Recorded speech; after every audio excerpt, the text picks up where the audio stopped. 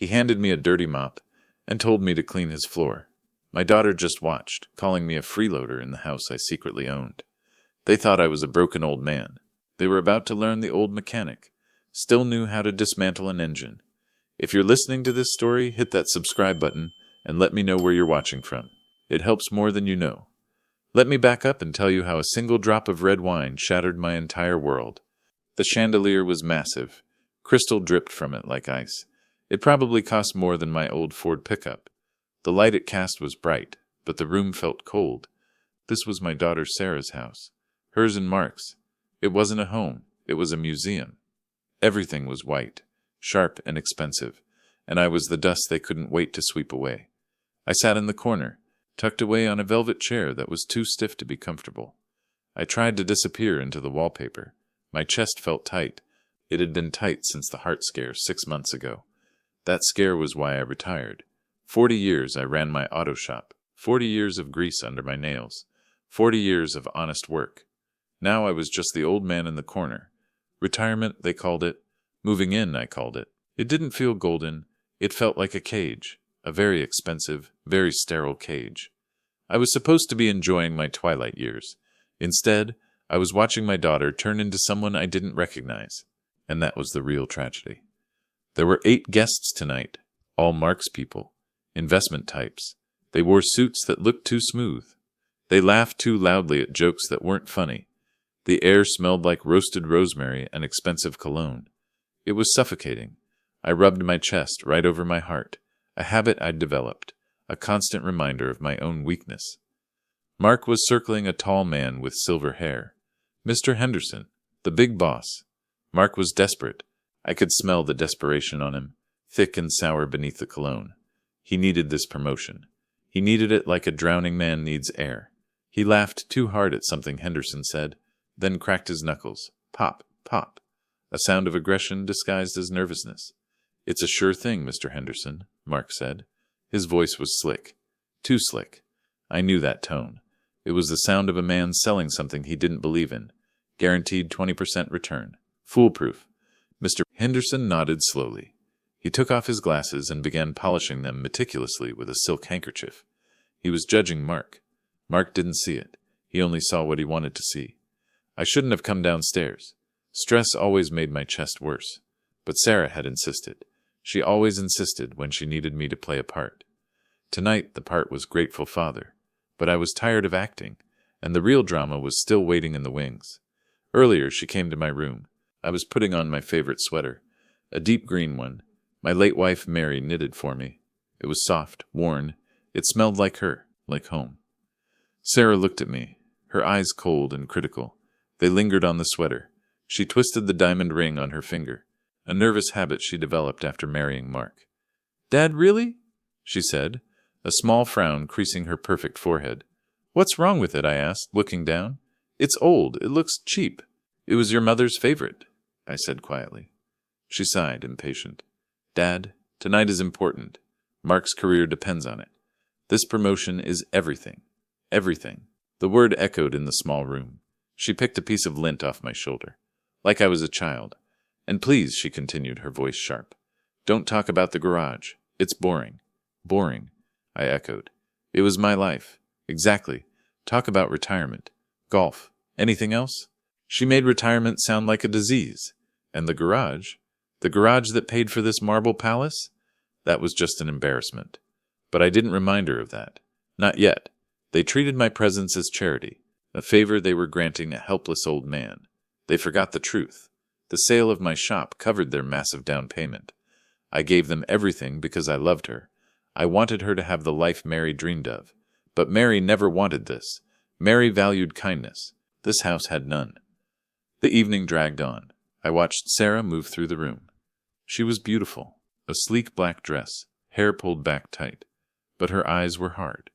They looked like Mark's eyes now, always calculating, always assessing value, always looking past people. The little girl who used to laugh until she snorted? She was gone, buried under layers of ambition and greed. I felt like a smudge on their perfect canvas, a piece of old furniture hidden in the corner. They talked about offshore accounts, market fluctuations, vacation spots I couldn't pronounce. My world was engine oil and honest labor. Their world was smoke and mirrors, and the mirrors were starting to crack. I tried to help earlier. Small things, the dishwasher was leaking. A slow drip, I knew exactly how to fix it. Mark found me with my tools out. "What are you doing?" he demanded, cracking his knuckles. "Pop, pop. The seal is worn. I can replace it in 5 minutes," I explained. "We have professionals for that, Thomas," he sneered. "Don't mess with the appliances. You'll probably break it." Break it? The man who could rebuild an engine blindfolded. He made me feel useless, obsolete, and that was exactly how he wanted me to feel. It wasn't just the big things, it was the small cuts, the daily humiliations. They moved my favorite chair to the basement. "It doesn't match the decor, Dad," Sarah had said, twisting her ring. "They stopped inviting me to dinner when they had guests." "You just look so uncomfortable, Thomas," Mark had said. They were erasing me, slowly, deliberately. But that wasn't the worst part. The worst part was that I was letting them. Then it happened. The crash. It wasn't loud, but it silenced the room. A catering waiter. A young kid. Maybe 20. Ethan. I had spoken to him earlier. He was nervous. He stuttered slightly when Mark barked orders at him. I saw it happen in slow motion. His foot caught the edge of the thick, snow-white carpet. The carpet was Mark's pride and joy. Imported. Expensive. Untouchable. The tray Ethan carried went flying. A full bottle of red wine. Expensive wine. Mark had made sure everyone knew the vintage. It arched through the air. It shattered on the carpet, right at Mr. Henderson's polished Italian shoes. The stain spread fast. It looked like a bloodstain on the pristine white fibers. A horrific, beautiful disaster. The silence was heavy, suffocating. Sarah gasped. Her hands flew to her mouth. Her eyes were wide with horror. Not concern for Ethan. Horror at the mess. Horror at the imperfection. Mr. Henderson looked down at his shoes, then slowly cleaned his glasses again. The judgment was complete. Mark looked like he was going to explode. His face turned a terrifying shade of purple. His eyes darted. The stain. His boss's disgusted face. Ethan. Ethan was trembling. "I'm so sorry, Mr. Taylor. I'm so sorry." He looked like he was about to cry. He was just a kid. "The carpet," Mark hissed. His voice was strangled. He didn't look at Ethan. He looked at the stain. "It's ruined. Do you have any idea how much this cost? It's imported." He didn't offer help. He didn't try to calm the situation. He just panicked. His perfect night was ruined, and someone had to pay. He stormed off toward the utility closet. I thought he was going to get the steam cleaner. Maybe some towels. Club soda. I thought he was going to handle it. I was wrong. He wasn't looking for a solution. He was looking for a scapegoat. He came back a moment later. He wasn't carrying the steam cleaner. He was holding a mop, not one of their fancy gadgets. It was the old one, the one from my garage. I'd brought it by mistake when I moved in. I used it to clean the patio when they asked me to. It was stained with grease. The strings were matted and gray. It smelled faintly of mildew and old motor oil. It was a relic of the life they despised. And he was walking towards me. Mark looked around the room, wildly, his eyes searching, seeking the lowest person in the room, the weakest link, the one who could bear the humiliation. His eyes landed on me, sitting quietly in the corner. The look on his face chilled me. Contempt, pure, unfiltered contempt. He walked over. His expensive shoes clicked sharply on the hardwood floor. He didn't stop at the edge of the carpet. He walked right onto it, in front of Mr. Henderson, in front of everyone. The moment of impact was coming, and I knew it would change everything. Mark stopped in front of me. He held the mop out. The dirty strings dripped onto the floor. The silence stretched. It felt like the whole room was holding its breath. I saw Mr. Henderson frown slightly. Mark cracked his knuckles. Pop, pop. He shoved the dirty mop handle into my chest, hard, right where the ache resided. The pain was sharp, sudden. I gasped. "Clean it up," he ordered. His voice wasn't a request. It was a command. Shaking with fury, I stared at him, unable to process the humiliation. I looked down at the mop handle pressed against Mary's sweater. My throat burned. I wasn't going to let him see me break. Not here. Not now. "Excuse me," I said, my voice barely a whisper. "You heard me," he spat. Since you're just sitting there doing nothing. Now, do something useful. Useful. 40 years of work. Raising his wife. Providing this house. None of that was useful. The guests were staring. Some looked uncomfortable. Others barely hid their disdain. Not for Mark. For me. The old man making a scene. I rubbed on my chest. The pain was sharpening. Stabbing. Mark, I said softly, my voice trembling. I don't feel well. My chest. I needed my pills. I needed air. I needed this nightmare to end. But the real betrayal was still waiting in the shadows. That's when my own daughter stepped in. My Sarah, the little girl I taught how to change a tire. She walked over. Her face was a mask of cold annoyance. She stopped next to Mark. She didn't look at me. She looked at Mr. Henderson, trying to salvage the situation. Saving face. She adjusted the diamond necklace around her throat, a necklace I had bought her. Twisting the chain nervously. Dad, don't do this now, she said, her voice sharp as broken glass. She didn't lower her tone. She wanted the guests to hear. Sarah, I'm serious, I pleaded. My heart. She leaned closer, her expensive perfume overwhelming. Stop pretending you're sick, she hissed. Then, louder, for the room. You live here rent-free. You eat for free. Stop being dramatic and start cleaning. Don't embarrass us any further. Rent-free. Eat for free. The words echoed in the silent room. They had reduced my entire existence, my love, my sacrifices, to a line item in their budget. My ears rang. For a second I forgot how to breathe. The betrayal stung worse than any physical pain. It was a knife twisting in my heart. My own daughter. I looked at the mop. Then I looked at Sarah. Her eyes were empty. In that moment I knew the daughter I raised was gone. The little girl who used to smear grease on her nose pretending to be a mechanic. Dead. Mark had hollowed her out, filled the void with greed. I took the mop. My heart wasn't just aching anymore.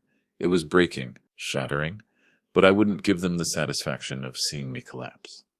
I wouldn't let them see my pain. I gripped the handle. The rough, splintered wood dug into my palms. I pushed myself up from the chair. My legs shook. I walked over to the stain.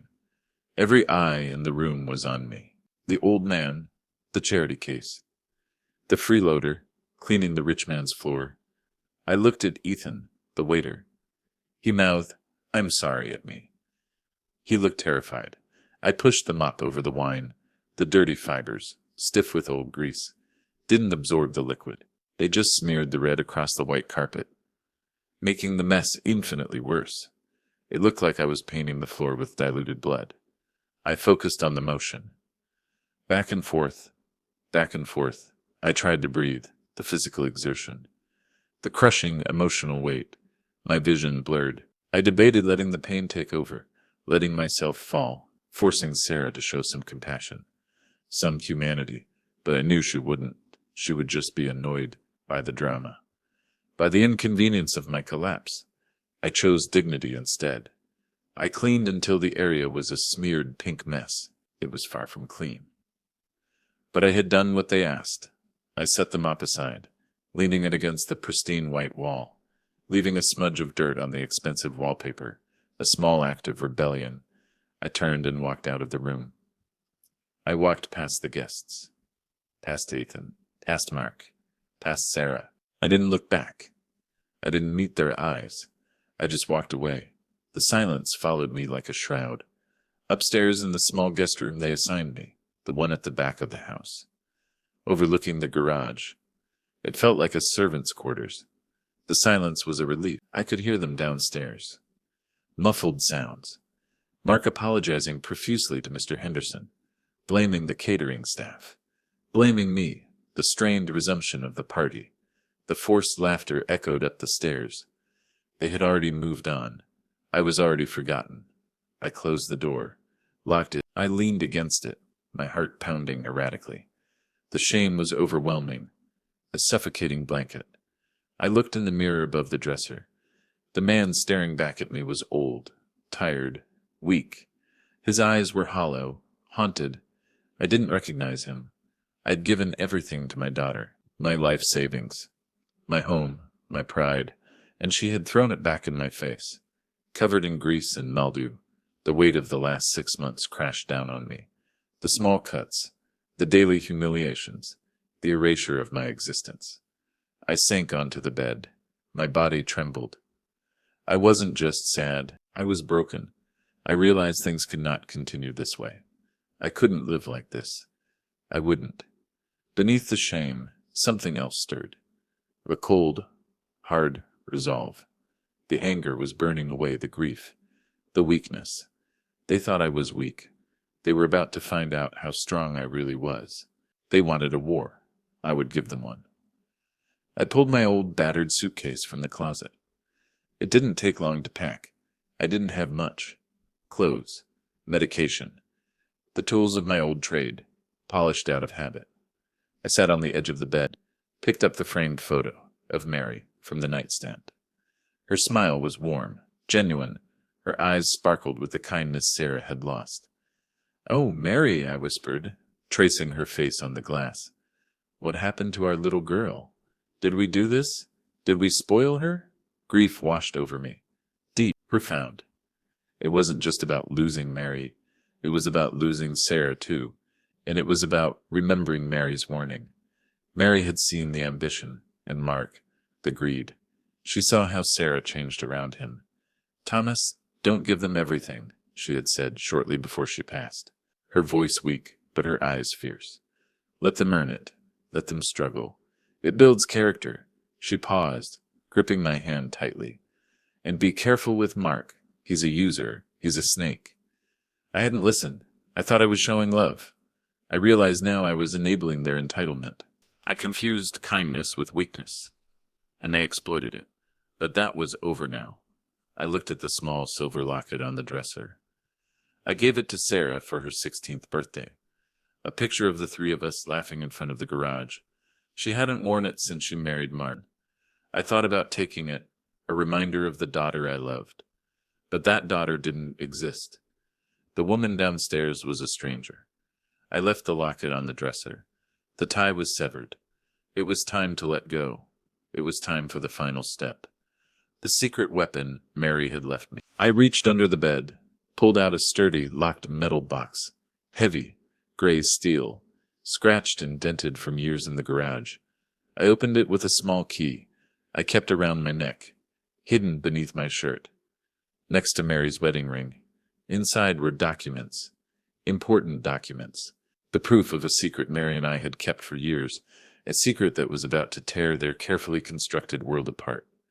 They thought I was a washed-up mechanic, a grease monkey who sold his little shop for just enough money to help them, then retired broke, living off their charity. They saw what they wanted to see. They never looked deeper. They didn't know the truth.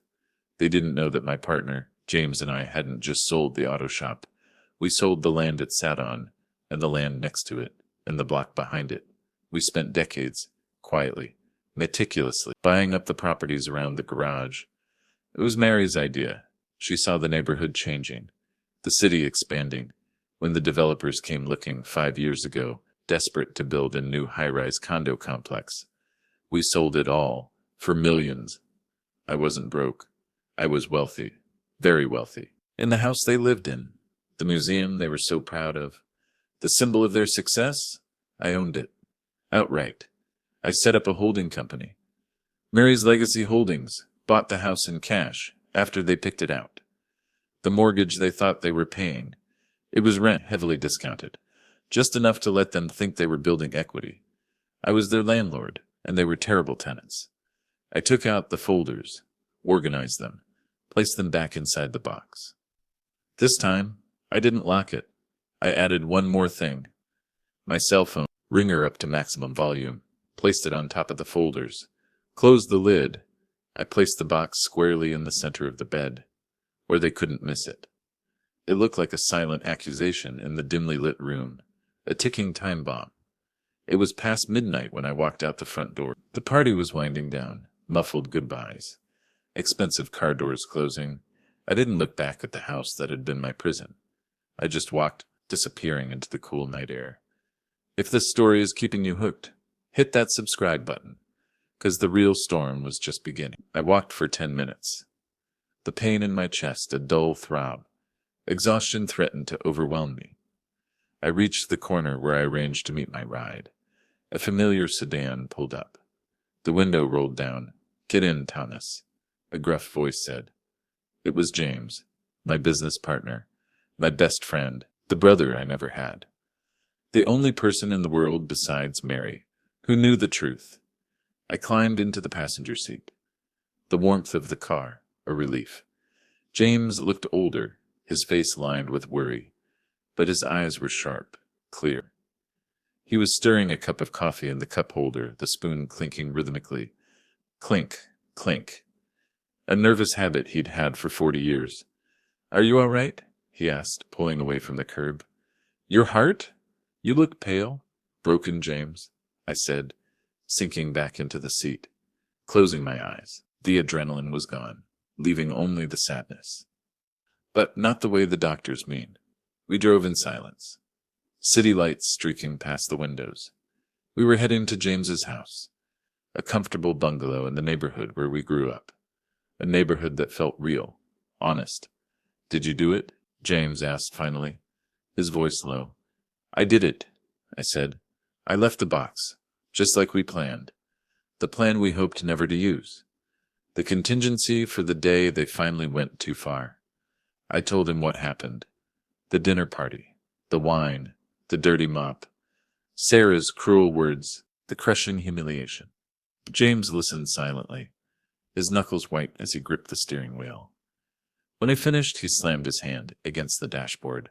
The sound made me jump. "That little snake, Mark," he spat. I knew he was trouble. All flash, no substance.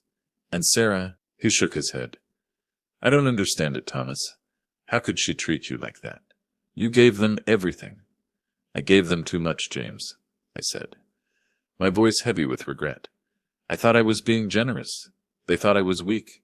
They'll panic when they see the documents," James said, a grim satisfaction in his voice. "They deserve to panic. They should," I replied. The anger simmered beneath the surface. I wanted to give them the house. I truly did, but James convinced me to be cautious, to honor Mary's suspicion. "Let's see what kind of people they become, Thomas," James had said. "People like Mark, they only respect power.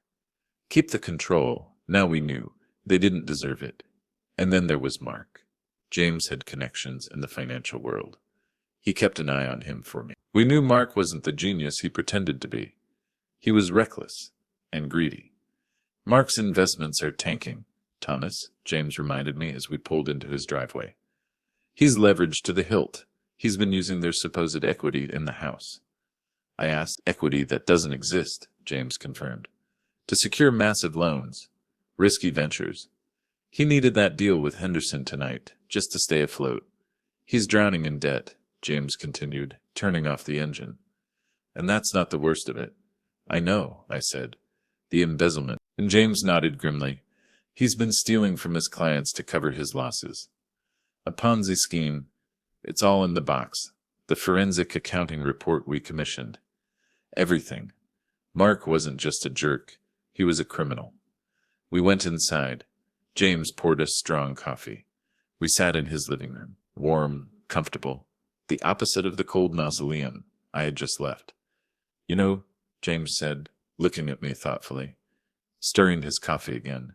"Clink, clink, clink. You could still change your mind. She's your daughter, Thomas. Maybe this will be a wake-up call." I looked at my old friend, always the voice of reason. "If I back down now, James, what does she learn? That she can treat people like dirt, and there are no consequences. That love means letting people walk all over you. That family is just a transaction." I shook my head. "No, Mary would want me to do this. I loved her enough to give her everything. Now I have to love her enough to teach her the hardest lesson of her life. The lesson had to be learned, the hard way." We waited for the explosion. The next morning, I woke up feeling lighter. The tightness in my chest had eased. For the first time in 6 months, I could take a deep breath. I wasn't a victim anymore. I was a fighter. I was the man who built an empire out of grease and hard work. It was time to start acting like it. I imagined the scene at the house. Sarah waking up, annoyed I hadn't made breakfast, going to my room to scold me for being dramatic, finding the room empty, the closet bare, confusion, then relief. The burden had removed itself, and then she would see the box. I pictured her opening it, expecting a guilt-tripping letter, seeing my cell phone, dozens of missed calls from her and Mark, starting around 1 a.m. when they realized I was gone, worried about the optics. Then the folders. The first folder, property ownership. The deed, the owner, Mary's Legacy Holdings. The address, James's office. The confusion turning to sheer terror. The second folder, lease agreement. The agreement they signed, detailing the actual market rent. 3 times what they were paying. And a statement, 6 months of unpaid rent. The difference I had been covering, retroactively charged. And the eviction notice, effective immediately, breach of contract. The morality clause James insisted on. Respectful environment, non-payment. They owned nothing. They never had. They were tenants in my house. Then the last folder, Mark's financials. Failing stocks, margin calls. Staggering debt, and the forensic accounting report. Embezzlement, fraud. I pictured Mark's face, white. His life was a house of cards. I had just pulled out the foundation. James's phone rang around 10 a.m. He showed me the caller ID. "Mark, let it go to voicemail," I said. My voice cold. It rang again and again. Frantic. Then a text from Sarah.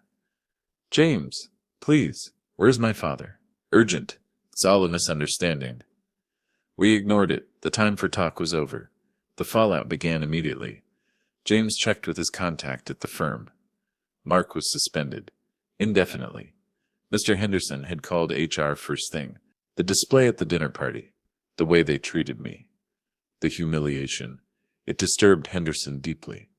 He told the firm he wanted nothing to do with someone who lacked basic human decency.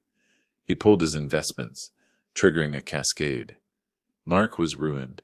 But it got worse for Mark. The forensic accounting report, I had sent a copy to the SEC. A few days earlier, I just needed the dinner party to be the final straw. The catalyst. The proof they deserved what was coming. A man named Agent Davis called James later that day. A serious man. Monotone voice. The investigation was officially open. The eviction process moved quickly. I hired a lawyer, Miss Albright, a shark in a designer suit. She specialized in difficult evictions. She loved a good fight. "They have no legal standing, Mr. Walker," she told me, tapping her pen rapidly on the table. Tap, tap, tap. "The documents are airtight. We will have them out by the end of the week." She was efficient. Ruthless. Exactly what I needed. Sarah and Mark were desperate. Nowhere to go. Mark's assets, frozen by the SEC investigation. Sarah hadn't worked since they married. No income, no savings. Their world, built on greed and deception, was collapsing. And it was all because of a dirty mop. A few days later, I got a call from Ethan. "The waiter from the party. Mr. Walker?" he asked, his voice trembling. "It's Ethan, the waiter." "Yes, Ethan. How did you get my number?" I asked, confused. "I found your friend James's business card in the kitchen," he explained. "I just wanted to say, I'm so sorry about what happened." "It wasn't your fault, son," I said, my voice softening. "They fired me," he said, his voice breaking.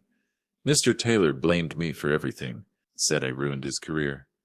Anger surged through me. Mark was still destroying lives. "Listen, Ethan," I said, an idea forming. "I might have a job for you." "Do you know how to use a video camera?" Ethan was confused, but eager. I needed a witness for what was coming next. A week later, they found me. I was at a small Greasy Spoon diner James and I loved. The coffee was hot, the bacon crispy, the people were real.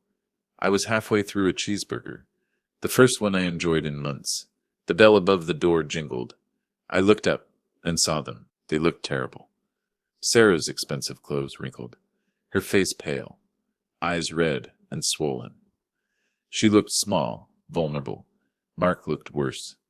His arrogance gone, replaced by a desperate, hunted look. His suit rumpled, his tie loose, eyes darting nervously, expecting the police. They slid into the booth opposite me. James, sitting next to me, just glared, arms crossed, cold as stone. "Dad," Sarah whispered, tears already streaming. "Dad, please. We're so sorry. I am so, so sorry." She reached across the table, trying to take my hand. I pulled it away. Her touch felt like fire. "We made a terrible mistake," she cried. "Please, don't do this to us. Don't throw us out on the street." I said nothing. I just watched her cry. The silence, stretching, heavy, suffocating. "I didn't know," she sobbed, her voice rising hysterically. "Mark lied to me. He told me we were fine. I didn't know he was in trouble. I didn't know about the embezzlement." She turned on her husband, her desperation making her cruel. "It was all his fault. The way we treated you, the pressure. It was Mark. He made me do it. I was just trying to support him." She was blaming everyone but herself, refusing to take responsibility for her own cruelty. "Tell him," she screamed at Mark. "Tell him it was your fault. You ruined everything." Mark flinched. The snake was cornered, attacked by his own wife. He cracked his knuckles. Pop, pop. A desperate attempt to regain control. Mark looked at me, trying to summon his old confidence. His salesman persona, his slick charm, it was gone. "Thomas, listen," he said, his voice trembling. "We made a mistake. A terrible mistake. We admit it. We treated you poorly. We are sorry." He leaned forward, his eyes pleading. "But this, the eviction, the SEC investigation. It's extreme. It's cruel." He still didn't get it. He still thought this was about money. "You own the house. Fine. We understand," he continued, his voice gaining speed. "But let us stay, please. I can fix this. I have new opportunities, new contacts." He was delusional. "I'll pay you back. Everything. The rent, the debt. I'll even give you a share of my future earnings. 10%. No, 20. Just give me a chance." He thought he could buy his way out of any situation. He thought everything had a price. He was wrong. I looked at them both, the architects of their own destruction. "This isn't about the money, Mark," I said, my voice cold and steady, cutting through his desperate pleading. Louder than I intended. The diner went quiet. Everyone was listening. "I have more money than you could ever dream of earning," I continued, my voice ringing with the weight of my pain. "Money you couldn't even steal." Sarah's eyes widened in shock. The realization that I wasn't the broke old man they thought I was. The charity case they had tolerated finally hitting home. The magnitude of their mistake, the depth of their miscalculation, was staggering. "It's about respect," I said, my voice rising slightly. "It's about decency. It's about family." I leaned forward. "You handed me a dirty mop in front of your guests. You humiliated me. You treated me like a servant in the house I provided for you." I turned to Sarah. "And you," I said, my voice softening with sadness. Not forgiveness, disappointment. "You told me I was a freeloader. You forgot who I was. You forgot who raised you." I paused, letting the words sink in. "Your mother. Mary would be ashamed of you, Sarah. Ashamed of the person you have become." Sarah burst into fresh sobs, burying her face in her hands. Mark just stared at me, mouth open, mind racing, trying to find an angle, a way out, but there was none. He finally understood. It wasn't a negotiation. It was the end. "I loved you," I said to Sarah, the words catching in my throat. "I gave you everything, but I will not be disrespected. I will not be used. I will not be discarded." I reached into my jacket pocket, pulled out a checkbook. A new checkbook, from the account where the proceeds of the land sale were kept. I wrote a check, slid it across the table. $10,000. This is enough for a deposit on a small apartment. Groceries for a few months, I said. It's more than you deserve, but I am doing it for the memory of the daughter I used to have. For Mary. Sarah reached for the check, her hand trembling. After that, I said, my voice final. You're on your own. Dad, please, Sarah begged. Don't do this. Don't abandon us. You abandoned me first, Sarah, I said, standing up. The house is being cleared by the sheriff tomorrow at noon. If you are not out, you will be arrested for trespassing. I signaled to James. We walked out of the diner. We left them there, stunned and broken, surrounded by the ruins of their greedy lives. The check sitting on the sticky table, the only thing left of the life they thought they had. Watching them in the diner was the hardest thing I ever did. Despite the betrayal, the cruelty, a part of me still loved Sarah, wanted to wrap her in my arms. Tell her everything would be all right. But that would have been a lie. Everything was not all right. James put a hand on my shoulder as we walked to the car. Firm, reassuring. You did the right thing, Thomas, he said. Tough love is still love. I know, I said. The ache in my chest. Returning, heavy, familiar. But it still hurts. Sometimes the things that save you are the things that hurt the most. The next day, I went back to the house. One last time. The eviction was scheduled for noon. I brought Ethan with me. He held the video camera, his hands steady, recording everything. Miss Albright had requested it for the record. The sheriff was already there. Miss Albright stood next to him, tapping her pen on a clipboard. Tap, tap. Sarah and Mark were loading the last of their belongings into Mark's expensive car, the car that would soon be seized by the SEC. They saw me. Sarah froze. Mark glared, his face twisted with hatred.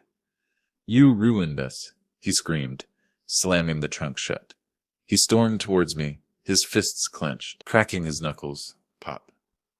Pop. The sheriff stepped forward, his hand resting on his weapon. Sir, you need to calm down. Mark stopped. Defeated, Sarah walked over to me. Her eyes were empty again, cold. Are you happy now, Dad? She asked, her voice dripping with venom. She twisted the diamond ring on her finger. No, I said, my voice quiet. I'm not happy, Sarah. I'm just free. I reached into my pocket and pulled out the silver locket I had retrieved from my room. I believe this belongs to you. She looked at the locket. Her mask cracked for a moment, a flicker of the daughter I used to know. Then it was gone. She threw the locket on the ground and walked away. I sold the big house. I never wanted to set foot in it again. The cold marble floors, the stark white walls, the memories of the humiliation. Tainted. It sold quickly. I took the profits, donated a large portion to the American Heart Association, in Mary's name. I also set up a foundation, helping elderly people struggling with housing, exploited or abandoned by their families.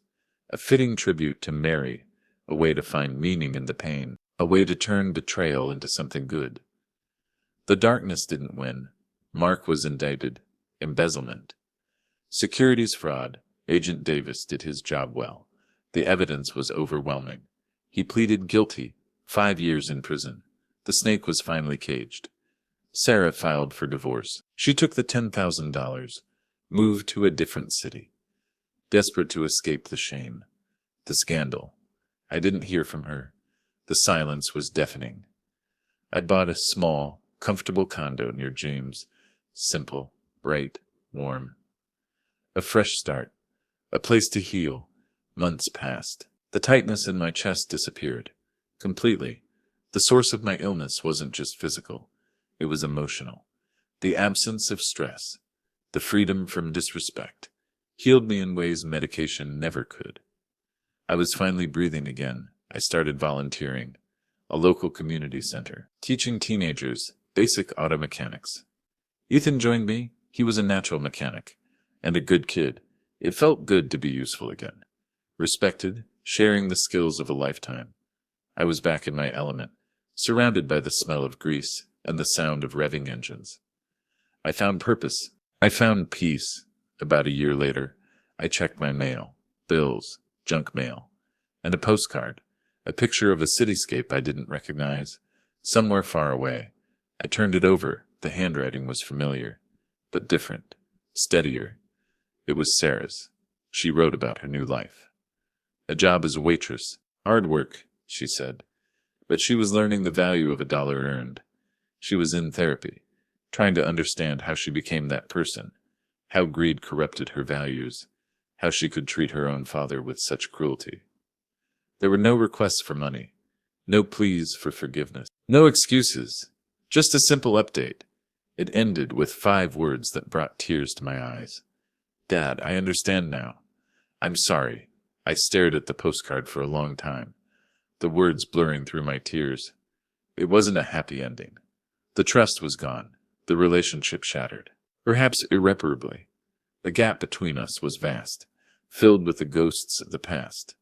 But it was a start, a glimmer of hope, that maybe, one day, the daughter I knew, the kind and compassionate girl Mary and I raised, might find her way back. I pinned the postcard to the corkboard above my desk, next to the photo of Mary. I didn't respond. The lesson had been learned, the consequences felt. Sometimes, the most loving thing you can do is let go. Let them find their own way. Let the silence speak for itself. I looked out the window at the setting sun.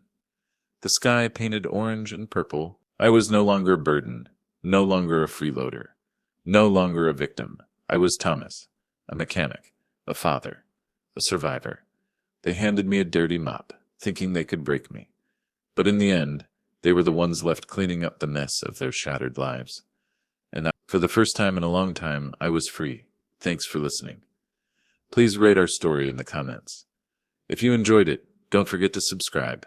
Your support means a lot because your time matters.